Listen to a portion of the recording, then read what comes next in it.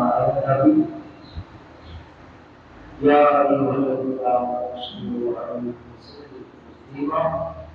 اللهم صل على سيدنا محمد وعلى آل سيدنا محمد وبارك وسلم اللهم صل على سيدنا رسول الله اللهم صل على سيدنا ہمیں عبادت درگاہ عطا فرمائے اور مسلمانوں کی بہت بڑی تعداد میں اپنے جانوروں کو قربان کر رب تبارک و تعالیٰ جل وعلا کی رضا کا ساتھ کیا اللہ کریم قربانی کرنے والوں کی قربانی قبول فرمائے اور جو نہیں کر سکتے اس کی استطاعت نہیں رکھتے اللہ کریم انہیں آئندہ آنے والے سالوں میں اس کی استطاعت کی سعادت نصیب فرمائے یہ یاد رکھیں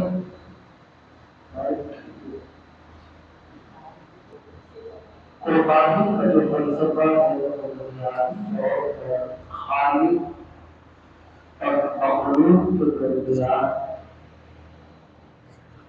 ایک عقیدت اور محبت اور حق العقیدت کا رشتہ ہے. فلسفہ قربانی یہی ہے اور یہ ایام ضیافت الانبیاء یعنی اللہ کی طرف سے دعوت والے ایام. اللہ کی طرف سے دعوت کیا ہے؟ امت محمدیہ صلی اللہ علیہ وسلم پر اللہ نے ایک وعدہ فرمایا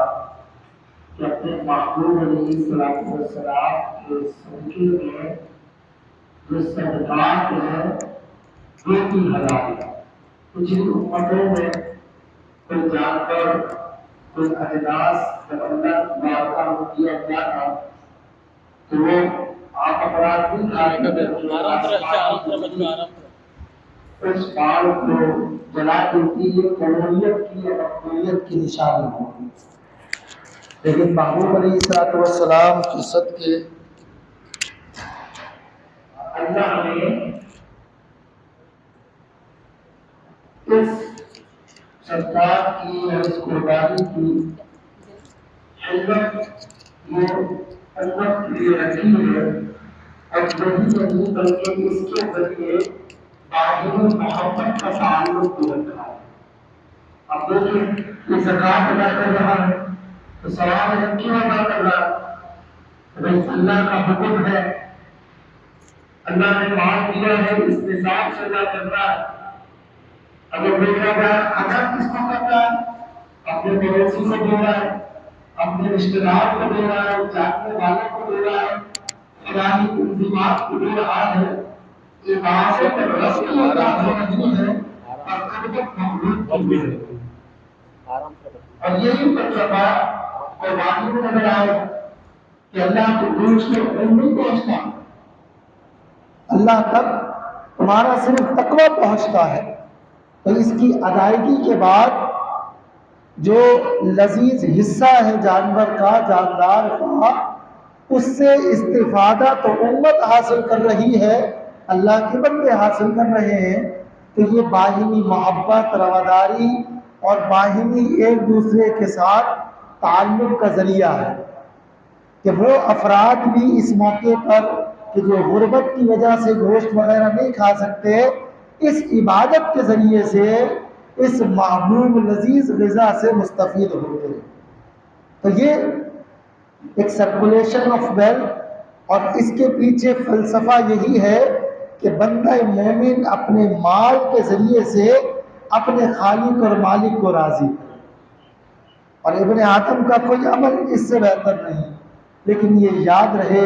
کہ اس میں اخلاص شرط ہے اور اس کے ذریعے ہم اپنے مسلمان بھائیوں سے محبت اور عقیدت کا اظہار کریں. اسی لیے شریعت مطہرہ نے یہ گوشت کی تقسیم کا کوئی ضابطہ بیان نہیں کیا کہ بھائی اتنا رکھنا ہے, اتنا بانٹنا ہے,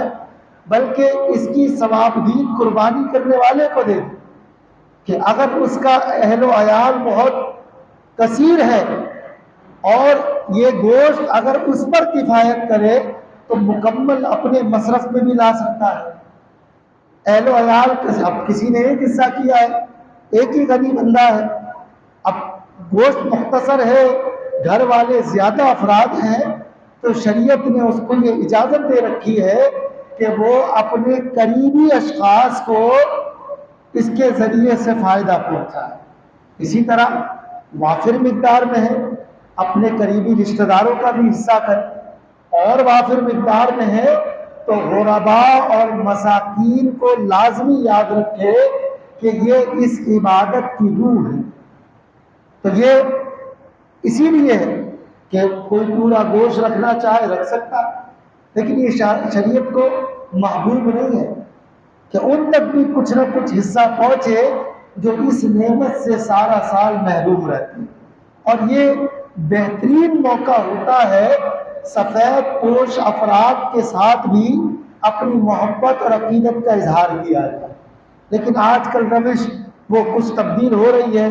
کہ بھائی سمدھیانوں میں، سسرال میں، تو جاننے والوں میں بڑا گھر ہے تو عمدہ گوشت، اور کوئی کمزور رشتہ دار ہے تو اسے ناقص گوشت۔ اس طریقے کا طرز عمل نہیں ہونا چاہیے، بلکہ کسی غریب کے گھر اگر بھیجیں تو ایسا گوشت ضرور بھیجیں جو وہ قابل انتفاع ہو، قابل استعمال ہو۔ 100 کو بھیجنے کے بجائے 10 کو دیں، لیکن ایسا نہ دیں کہ اس کا اپنا تیل مسالہ بھی جو ہے وہ ضائع ہو۔ تو یہ ایک چیز ہے کہ ہم ایسے اشخاص جن کے وافر مقدار میں پہلے موجود ہے عمدہ گوشت ان کے یہاں بھیج رہے ہیں۔ تو بہرحال اسی طرح اگر کوئی رشتہ دار ناراض ہے تو یہ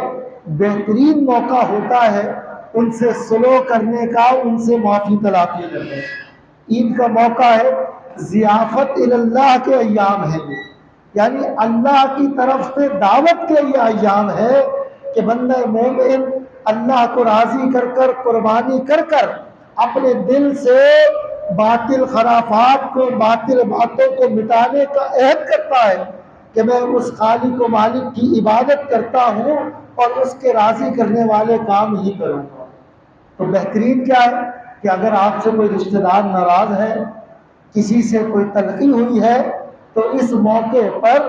ان سے معافی تلافی کی جائے، ان کے پاس جایا جائے۔ اس انتظار میں نہ رہا جائے کہ وہ آئے گا، اس نے غلطی کی تھی، اور یوں تھا کہ زندگی بہت مختصر ہے، کئی لوگ اس آسرے میں رہ گئے اور پھر ان کی سانسوں میں وفا نہیں کی۔ تو پھر جنازوں پہ اعلان ہو رہا ہوتا ہے کہ بھائی اس سے کسی کو دلی جو ہے وہ رنجش ہے تو دور کر لے، معافی کر لے۔ لیکن جب یہی انسان کے اندر معاف کرنے اور معافی مانگنے کی صلاحیت موجود ہے تو وہ انا کے بت اپنے اندر بٹھا کر اپنے قریبی رشتہ داروں سے دوری اختیار کیا ہوا ہوتا ہے۔ تو اس کو، انانیت کو، تکبر کو، ان چیزوں کو بھی اپنے دل سے ایسے ہی نکال دیں کہ جیسے ہم یہ سوچتے ہیں کہ سامنے والا ہمارے ساتھ حسن اخلاق کے ساتھ پیش ہے۔ تو اس چیز کی بھی بے حد ضرورت ہے کہ آج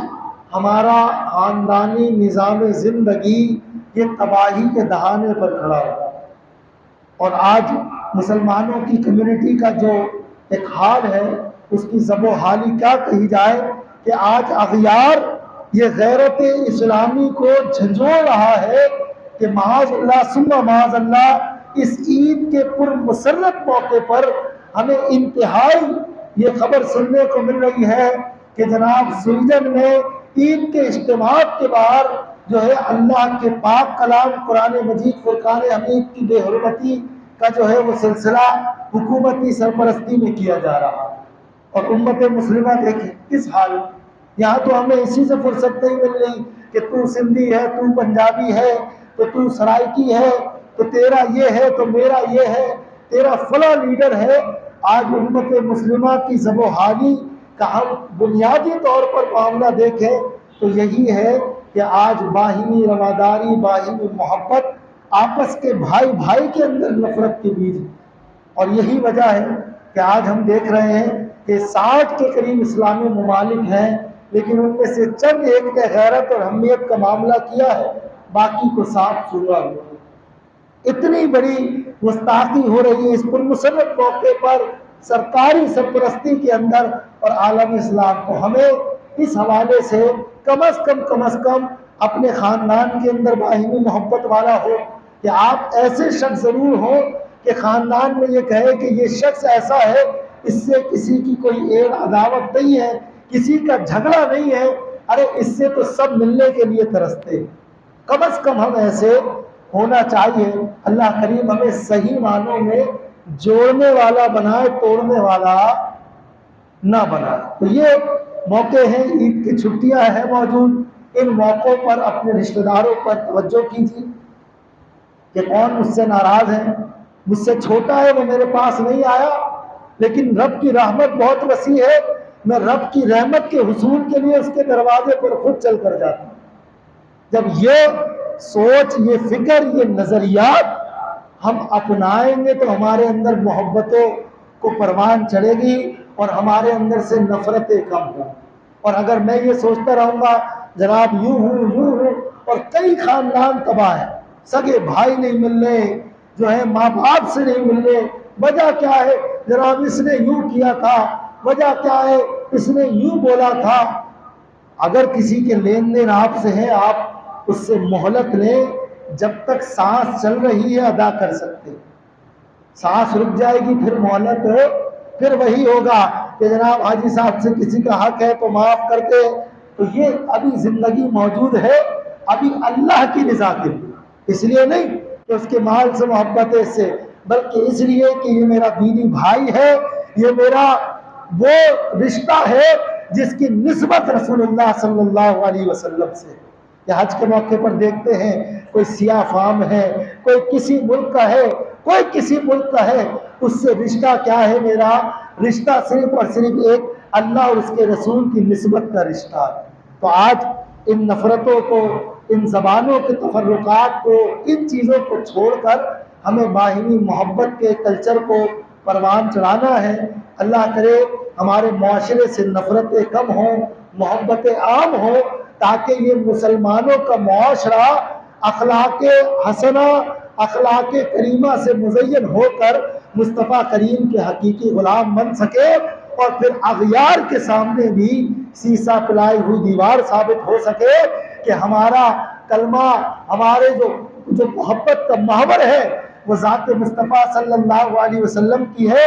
ہم ان کے غلام ہیں، اور دین کے معاملے میں ہم ایک سیسا پلائی ہوئی دیوار بن سکتے ہیں۔ اللہ کریم یہ ٹوٹے پھوٹے الفاظ اپنی بارگاہ میں قبول فرمائے اور ہمیں محبتوں کو پروان چڑھانے والا بنائے اور نفرتوں کو ختم کرنے والا بنائے۔ وما توفیقی الا باللہ۔